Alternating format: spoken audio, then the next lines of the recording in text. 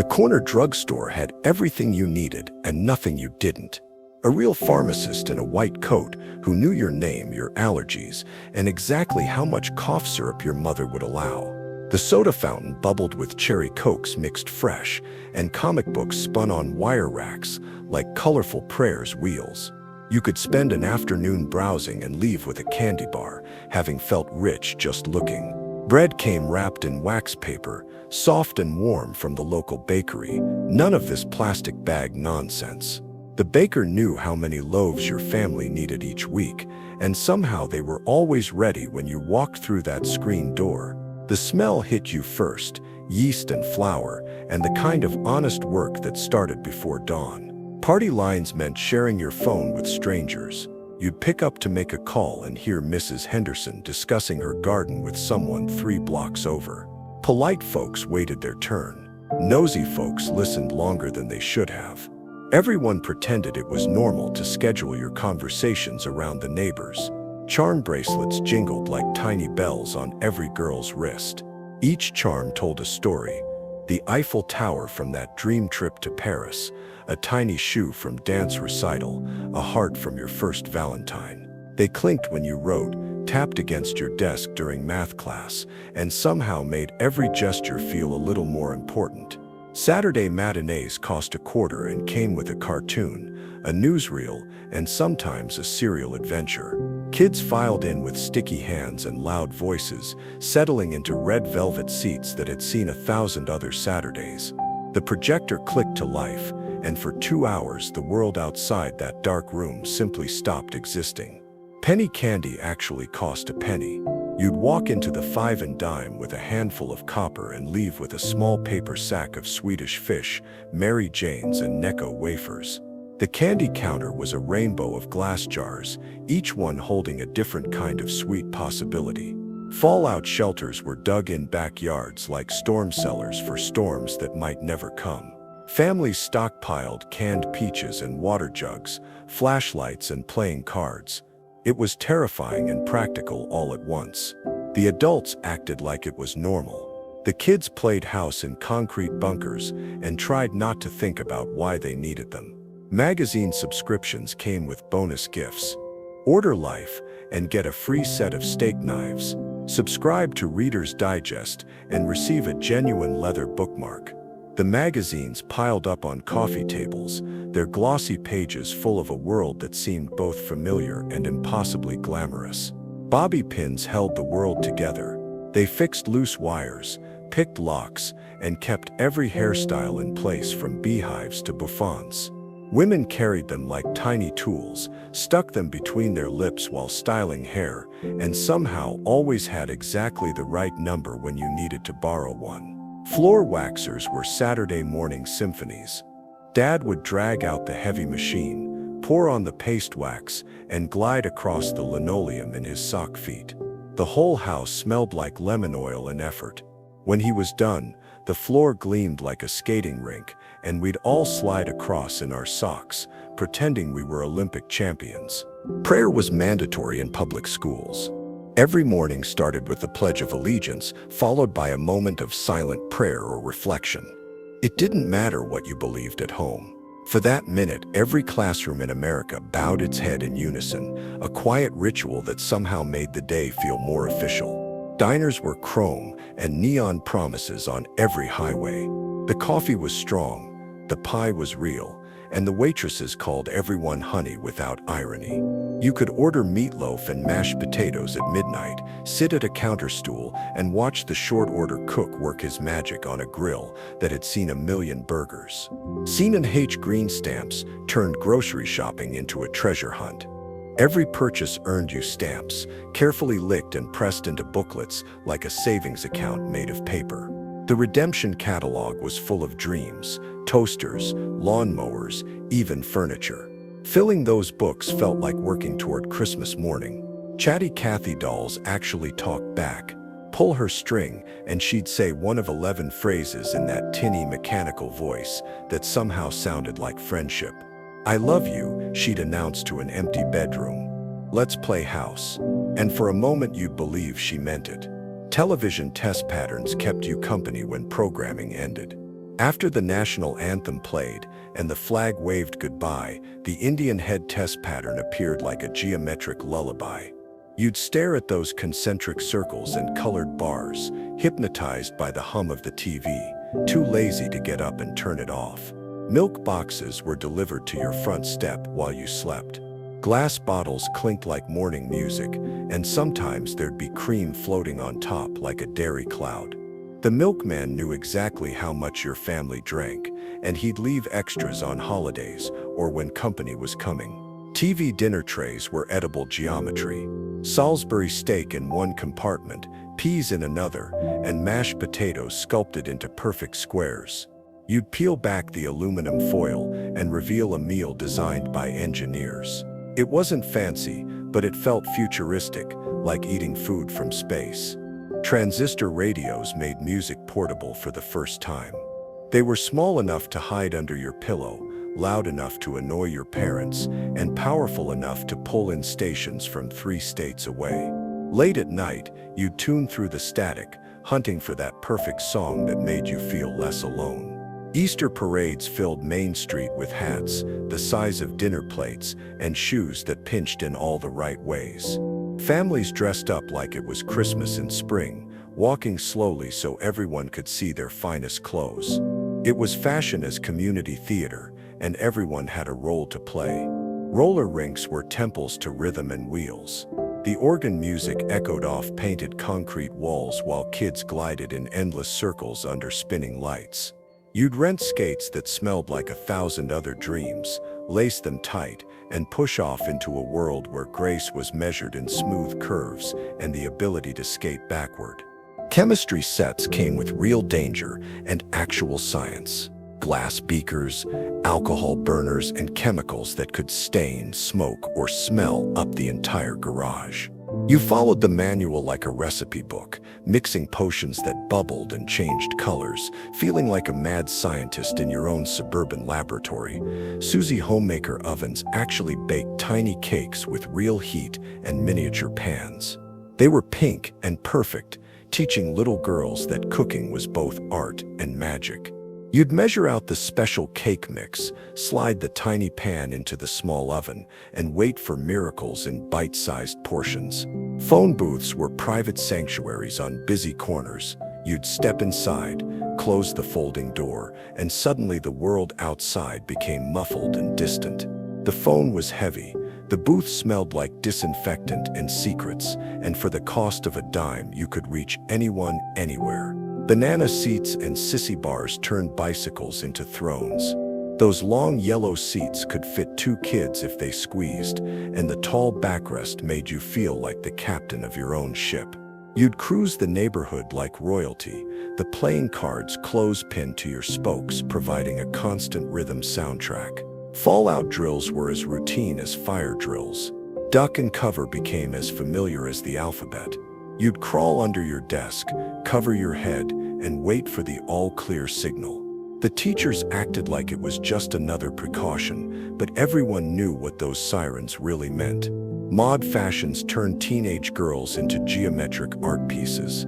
Mini skirts that scandalized mothers, go-go boots that reached toward tomorrow, and patterns that looked like they were designed by mathematicians. It was clothing as rebellion, fashion as a statement that the future was going to be very different from the past. Polaroid cameras were magic boxes that developed memories on the spot. You'd press the button, hear the whir, and out would come a blank square of possibility. Then you'd wait, watching as ghostly images slowly appeared like spirits materializing from another dimension. No developer, no waiting, just instant gratification in sepia tones.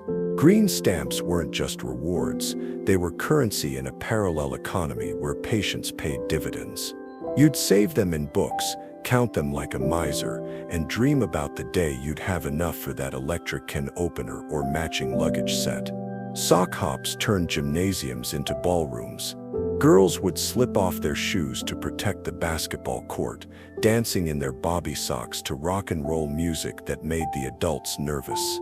The DJ spun 45s on a portable record player, and for 3 hours, high school felt like the center of the universe.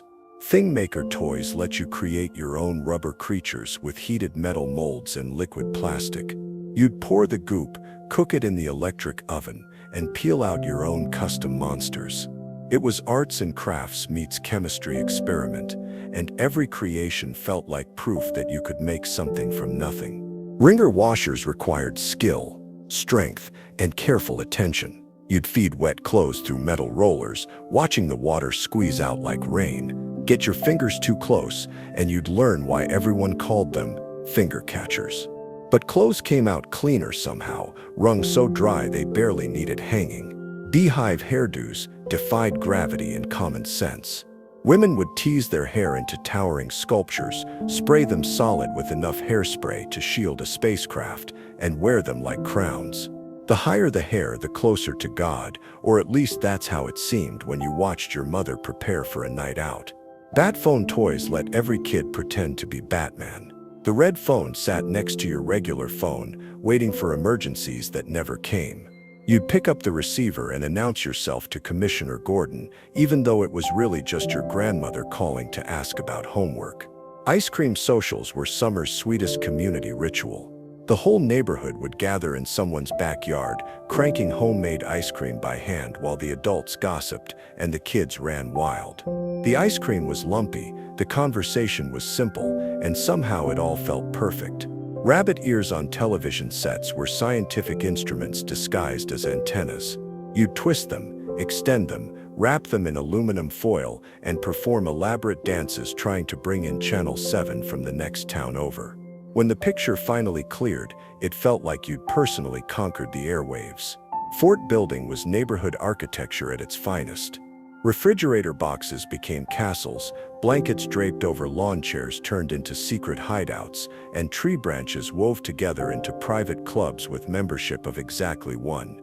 You'd spend entire afternoons constructing temporary worlds that felt more real than the permanent one. Jacks required nothing but a rubber ball and 10 metal stars, but they provided hours of precise entertainment.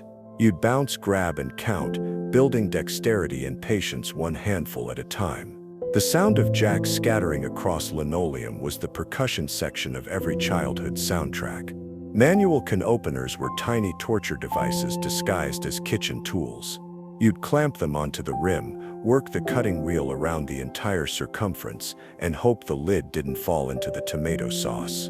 When electric models arrived, it felt like the space age had finally reached the kitchen drawer. Lincoln logs turned every living room into a frontier settlement. Those notched wooden pieces fit together with satisfying precision, and the finished cabins looked sturdy enough to weather any storm. You'd build entire towns, populate them with plastic cowboys, and live out Wild West fantasies on the carpet prairie. Station wagons with wood paneling were family vessels designed for adventure.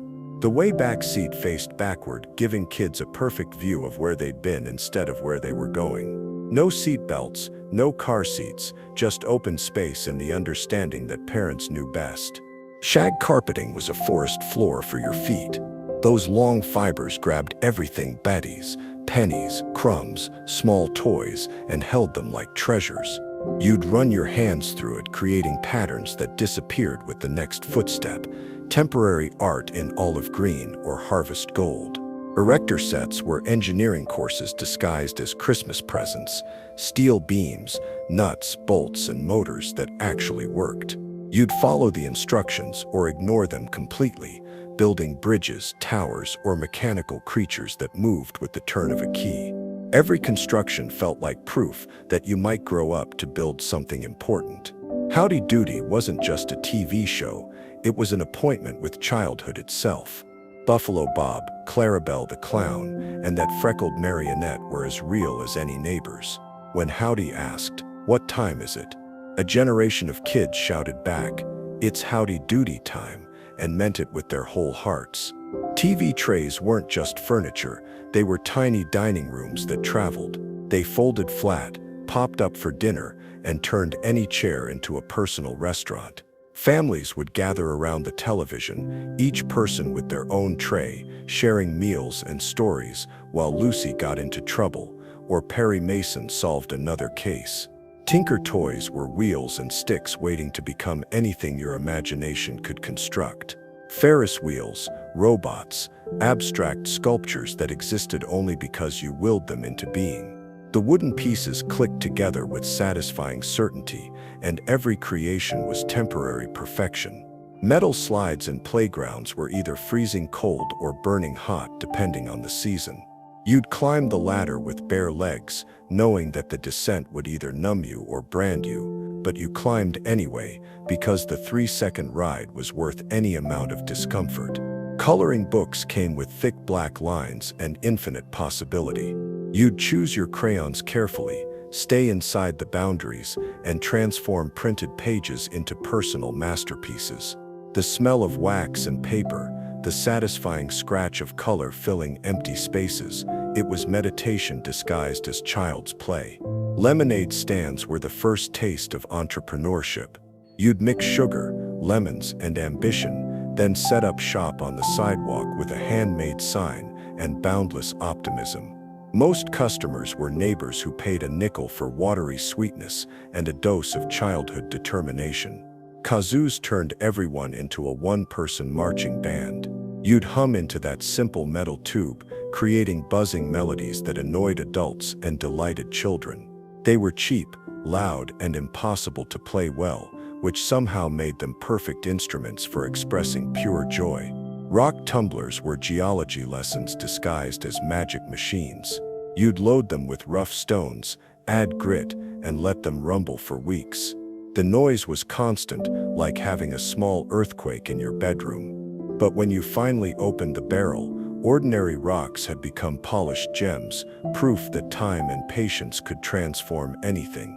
Silly putty was a substance that belonged in no particular category. It bounced, stretched, copied comic strip pictures, and somehow never got old.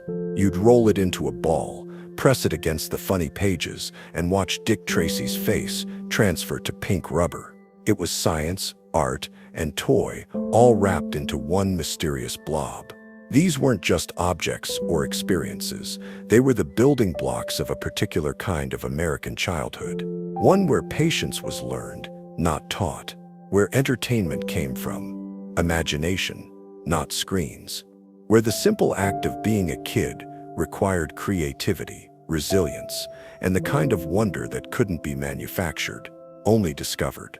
They're gone now, most of them, replaced by shinier, faster, more efficient versions of themselves.